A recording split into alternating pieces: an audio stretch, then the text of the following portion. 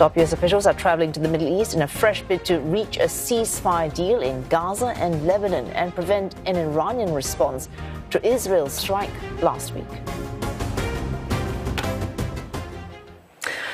Senior U.S. officials are set to meet their Israeli counterparts today in a renewed push to secure ceasefires for both the wars in Lebanon and Gaza.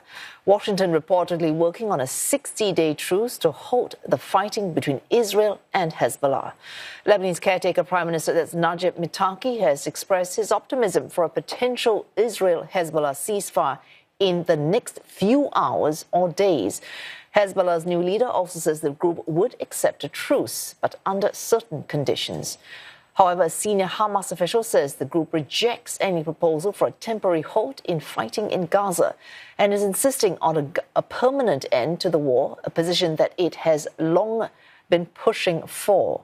Even with ceasefire talks underway, the Israeli army is showing no signs of stopping. It issued a forced evacuation order for residents in Lebanon's Baalbek city for the second day in a row. It's also warning 10 towns and villages in the country's south to evacuate, including a Palestinian refugee camp, as it prepares to hit Hezbollah targets. In Gaza, Israeli forces have hit parts of the largest hospital in the enclave's northern town of Beit Lahir.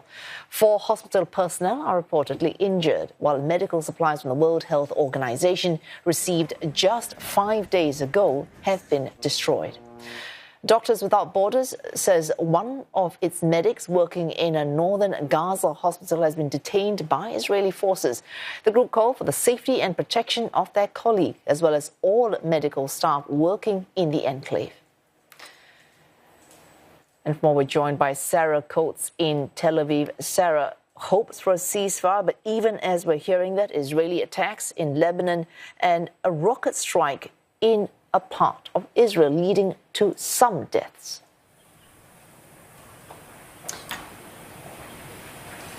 Certainly. Hello there, Wei. So I'll bring you up to speed on that developing story quickly. This happened about an hour or so ago in an agricultural area that is near Metula. Now, this is an area that has been evacuated since the war began. We do understand that at least 5 people have been killed. One of those believed to be an Israeli citizen, potentially a farmer. 4 others are believed to be Thai nationals. Now, Hebrew media is reporting saying that this is a closed military zone, but the army actually let these people in to conduct their work. Now, in terms of ceasefire efforts, there is a bit of optimism when it comes to this proposal that has been leaked by Israeli media. We do understand that that was put forward by the US envoy Amos Hochstein. He's actually due in Jerusalem a little later today alongside his colleague Brett McGurk to talk to these senior Israeli officials. Now, this report that was leaked, it's pushing for a 60-day ceasefire between Israel and Hezbollah. It would be within the first week of this that Israeli forces would actually have to leave Lebanon, and it would then be up to Lebanese troops to actually monitor this border area between Lebanon and Israel and push these Hezbollah fighters back.